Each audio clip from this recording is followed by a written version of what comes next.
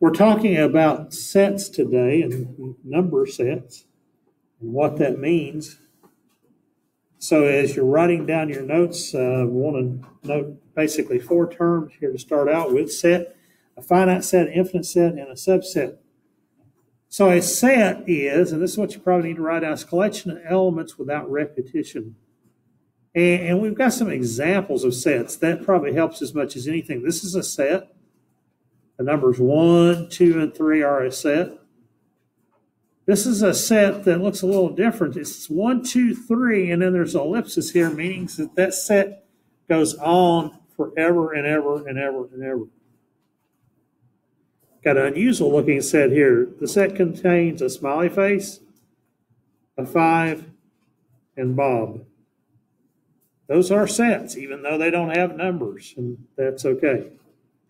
A finite set is a set that has a countable number of elements. So looking at the sets we've got above, this is a finite set. 1, 2, 3 it has a beginning, it has an end, it has 3 elements. Smiley face, 5, and Bob, that's a finite set too. So if we have a finite set, we also have an infinite set. That's a set that has too many elements to count, and it's never ending. It just continues on and on and on and on. So this set here, 0, 1, 2, 3, continues on, even though we don't have the space to write them all. It's 4, 5, 6 to infinity. That's an infinite set.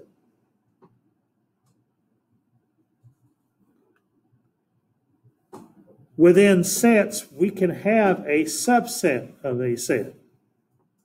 And so what a subset has to have, and in order for it to be a subset of another set, is every element has to be in the set. A subset has every element of its set. I give you a couple of examples here. By the way, this little sign, this looks like a sideways E, kind of a nice, pretty E. That means it's an element of. Looks kind of like an E. So X is an element of A, and X is also an element of B. So we can say that A is a subset of B because every element A is also in B. Look at another example here. Set A has 1, 3, and 5. Set B has the numbers 1, 2, 3, 4, and 5. Okay, so A has 1, B has 1, A has 3, B has 3, and A has 5, B has 5. So we can say that A is a subset of B. Now, if there was an element in A that wasn't found in B, then it could not be called a subset.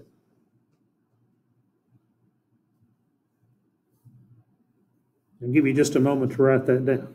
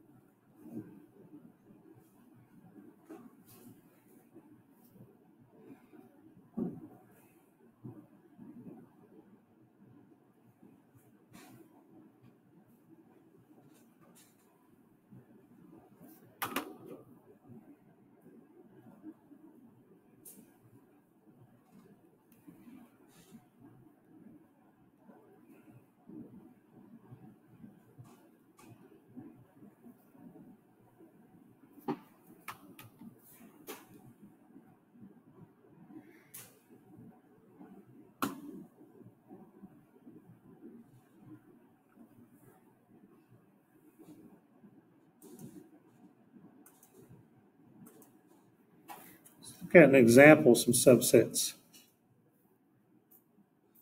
So first of all, we're going to say C has these elements. It has the element of 1, it has an element of 3, and an element of 4. And D has the elements of 1, 2, 3, 4, and 5. So my first question is this: is C a subset of D?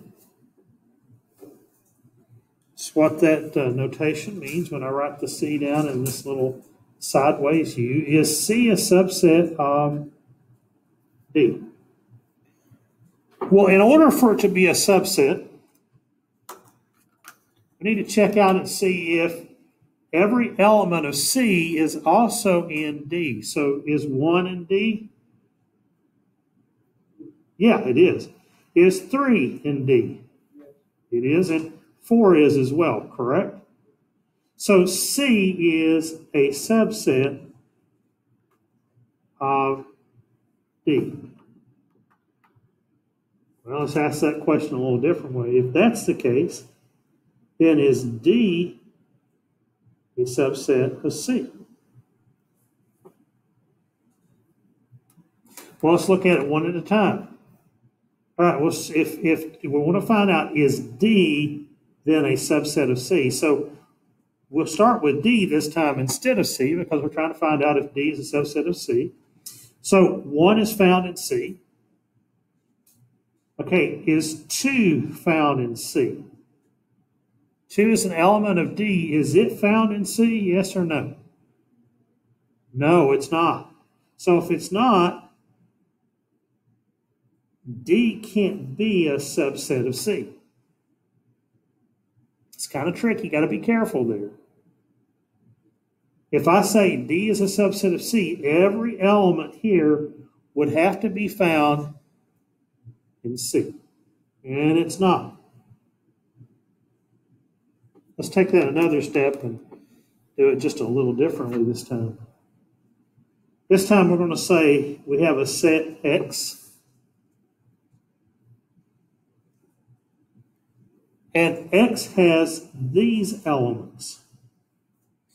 It has a smiley face, a triangle,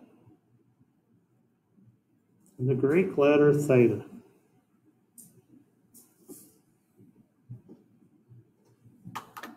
And set Y has these elements. It has a smiley face and a Greek letter theta. So let's basically ask those same questions then. Is X a subset of Y? Question mark. So is X a subset of Y? Well, we'll start with X. And I've got a smiley face in X. Do I have one in Y? Yeah. Start with X again. I go to the second element. I've got a triangle. Do I find that triangle in Y? No. We'd say, well, then, no.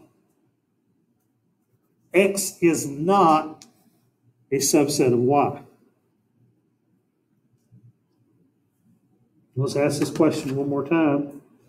Then is Y a subset of X? All right, so we'll start with Y now. We're not starting with X because we want to find out if Y is a subset of X, so we'll start with Y. So yeah, Y has a smiley face and so does X. So X has a smily face just as the first element of Y. What about theta? Is theta found in X as well? Yeah, looks like it sure is. And so we would say, yeah, Y then is a subset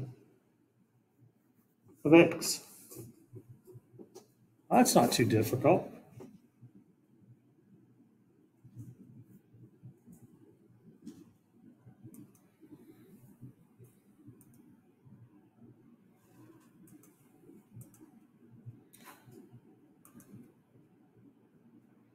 I'd like to give you two more terms today before we finish our discussion on sets. First of all, there's the concept of a union of sets. Now, a union will be represented with a symbol that looks a whole lot like a U, capital U. And a union is the set of elements such that all the elements of A or all the elements of B are in one or both sets. When we talk about a union, we're putting things together, correct? Okay, so in other words, the union of sets includes elements in both of them. And it also includes all the other elements. So a union of sets is just to take the two sets and put them together. The other term I'd like for you to get familiar with is the term intersection of sets. Now, if you're driving down the road, some of you are a little young to be driving just yet. That would be scary. But if you're driving down the road, what is an intersection? It's where two roads what? Cross, exactly. And where that traffic light is, where they both cross, that's an intersection. Both lanes of traffic have crossed over one another and they share that spot where the traffic light is. They share that lane. But we write intersection as an upside down U, and it's the set of all elements such that A and B are in there. So in other words, with an intersection, whatever is an intersection has to be in both sets. It can't be all of them.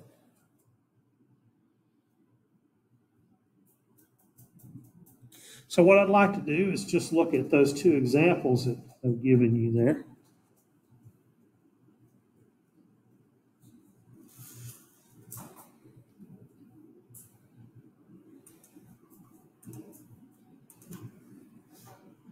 So the first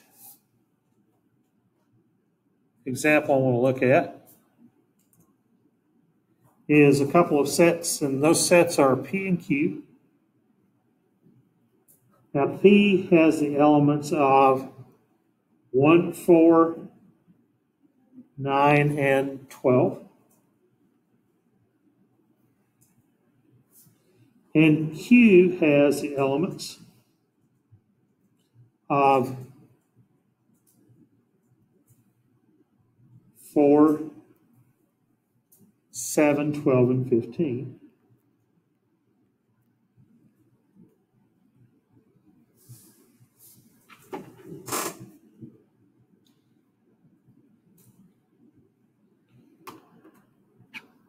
So let's talk about the union of P and Q. The union of P and Q then is going to be 1, written with the smallest to largest in order. So I'm going to include all the elements of both sets.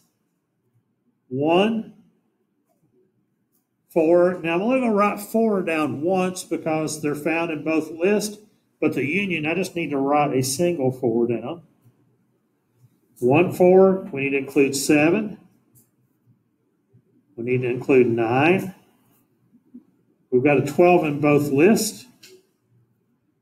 And the 15. I've included everybody. It's a union. Everything's included. It can be in this list, this set, or the other set. We call that an OR statement. And talk about that all throughout Algebra 1.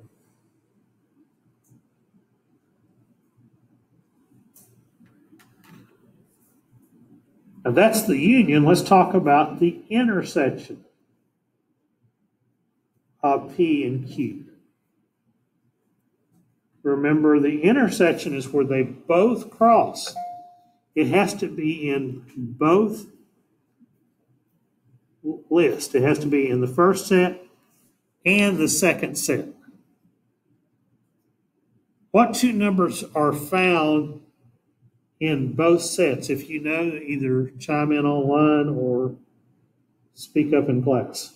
What number is found in both sets, P and Q? Yes, sir. 4 is in both. Somebody else. Is there another one found in both sets? Yes, sir. 12. 12. Awesome. So the intersection of those two is 4 and 12. No more, because that's the only ones that's in both lists. All right, on your own, you try this. Set A contains 0, 2, 4, 6 to infinity and beyond. And then set B includes 0, 1, 2, 3, 4, and the ellipse, meaning that it is going on and on forever to infinity. Having written that down, first thing I want to know is what is the union of sets A and B? Yes, sir. Do what? Now you're thinking intersection when you say 2 and 4. Remember, union includes everybody. Intersection is where the two cross, where they're shared in both. So you're right. I'll tell you what, let's do this. Let's go ahead and jump down to intersection because you've answered that question. The intersection is of A and B. You said 2 and 4. What about 0? Is that in both? Yeah. So the 0 is in both lists. 2 is in both lists. 4 is in both lists. Now, let me think about this just for a minute. If these continue on and on forever, it's sharing the even numbers, 2, 4, 6, 8, 10, etc., right? So the intersection also will share those to infinity. Just like that. Now, having said that, what is the union of both sets? Well, it's going to include 0, 1, 2, 3, 4. This one goes on, so to be 5, 6, 7, 8. So the union of both sets are 0, 1, 2, 3, 4, and that list goes on to infinity. So that gets us started with sets. Not only sets with infinite and finite sets, and with the unity and intersection of sets.